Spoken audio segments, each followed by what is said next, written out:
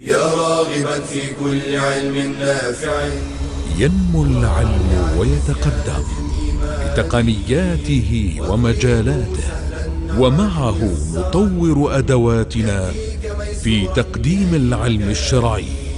أكاديمية زاد أكاديمية ينبوعها صاف ليروي غلة الظمآن، والسيرة العلياء عطرة الشدى طيب يفوح لأهل كل زمان. بشرى لنا زاد أكاديمية للعلم كالأزهار في البستان. بسم الله والحمد لله والصلاة والسلام على رسول الله وآله وصحبه وما اهتدى بهداه. أما بعد, if we enter the house of the Prophet عليه الصلاة والسلام and look at his wardrobe and the things that he used to do on daily basis, we find that among the garments, the Prophet loved the most what is known as Al-Qamis. In Arabic nowadays, we called Al-Qamis a shirt. But actually, Al-Qamis is what has two sleeves and a neck where you enter your head from. Mother Salama says, may Allah be pleased with her, that the Prophet ﷺ's most beloved garment to himself was Al-Qamis. And he loved Al-Qamis more than he loved Al-Rida and Al-Izar, the cloak and the waist wrapper, because it concealed the body more and it was easier to get into and out of. You don't need to tie it and be certain that it won't be untied. Among the colors, it's a given that the Prophet ﷺ used to love wearing the white. So the color white is one of, if not the best color. Unlike some sects who love the green and make it a sign of them, others who make it black. Yes, the Prophet used to wear sometimes green turbans or black turbans and the likes, but white is what he recommended to his followers and his ummah when he said, wear white garments, for they are pure and better, and shroud your dead in them. Until date, this is what we do. We shroud the deceased before burial in white garments. However, personally speaking, white is not recommended for women when they go out, because it can be a bit transparent. You can see the clothes worn underneath, and it is well-known fact that women, since the time of the Prophet ﷺ, used to wear dark outer garment, and black was the prominent color at the time.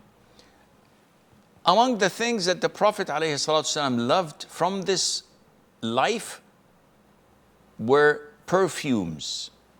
Anas ibn Malik, may Allah be pleased with him, said, the Prophet of Allah ﷺ said, in this world, women, perfume have been made dear to me. Women and perfume, meaning these are worldly matters. So some people would like food, some people would like expensive jewelry or living in mansions.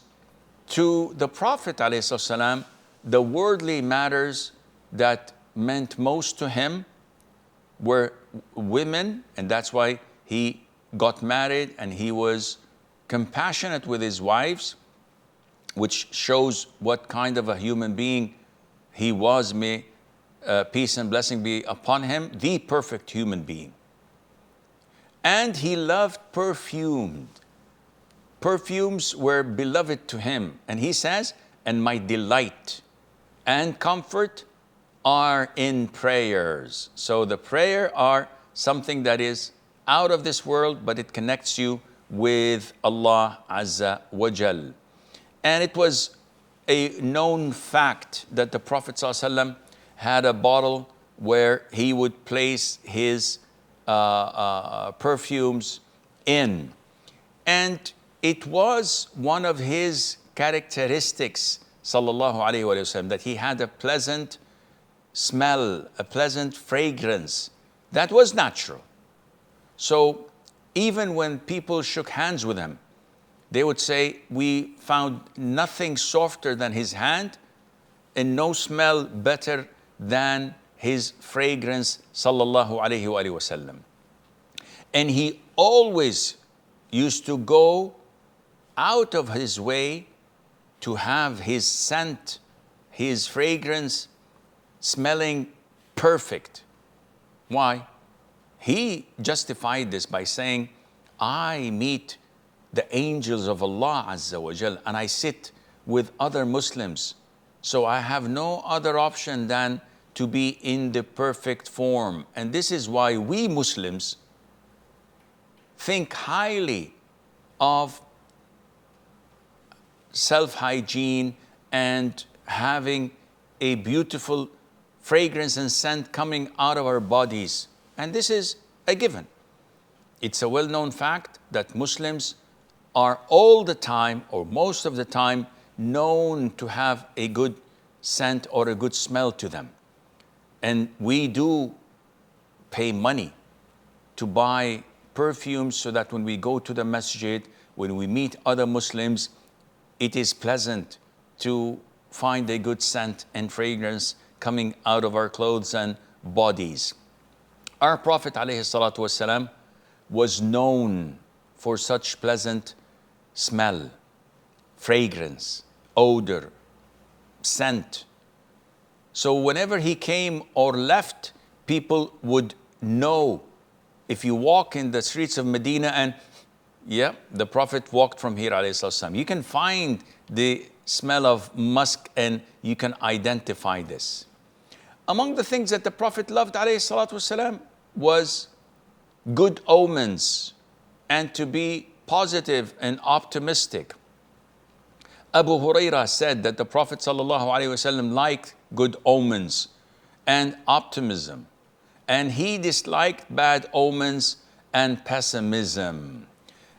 What is al-fa'l? What is at-tafa'ul? What is to believe in good omens? Believing in good omens is believing in any sign, any word, any gesture that something positive is going to happen. Why? Because this indicates that you're thinking positively of Allah. So if someone is sick in the family and you hear someone saying or calling his friend, Ya Salim, and Salim is a name of a man, but it means healthy.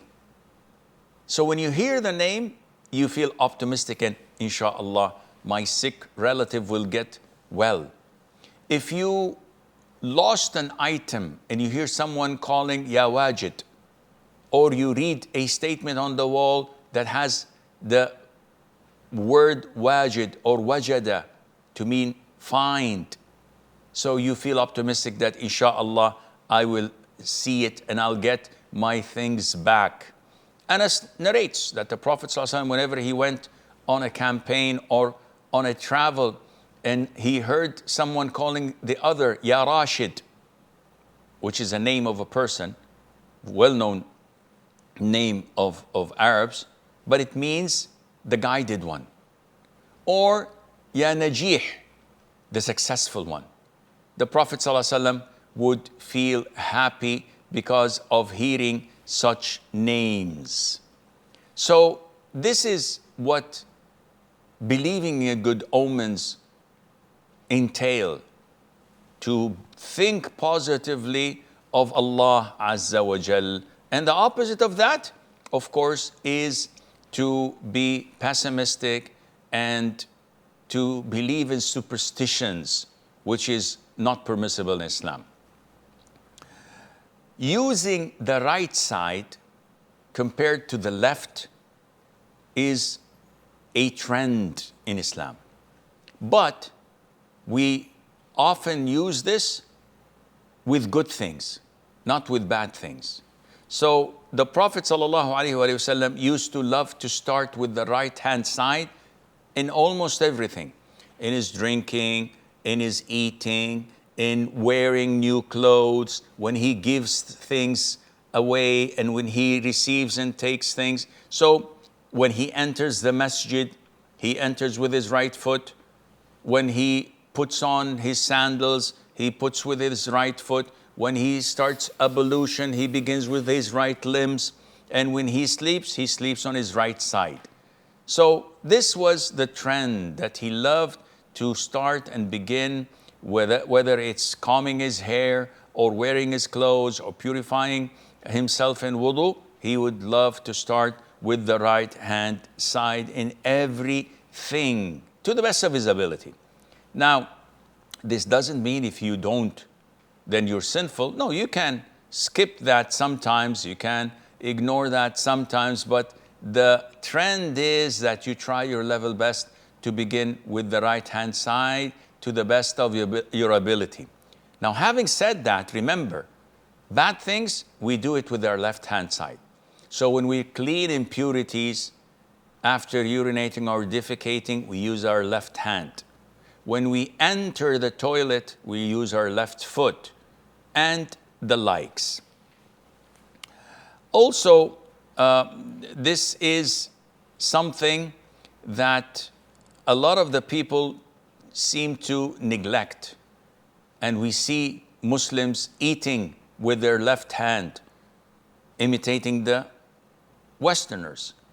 So you hold the fork with the left, the knife with the right, and they consume with the left hand, and this is totally prohibited, as we've indicated this in prior classes. هذا والله أعلم ونسبة العلم إليه أسلم وصلى الله وسلم وبارك على عبده ورسوله نبينا محمد.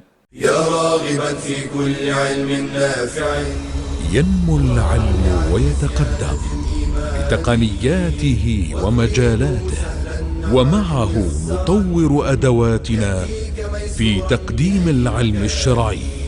أكاديمية زاد أكاديمية ينبوعها صاف ليروي غلة الظمآن، والسيرة العلياء عطرة الشدى طيب يفوح لأهل كل زمان. بشرى لنا زاد أكاديمية للعلم كالأزهار في البستان.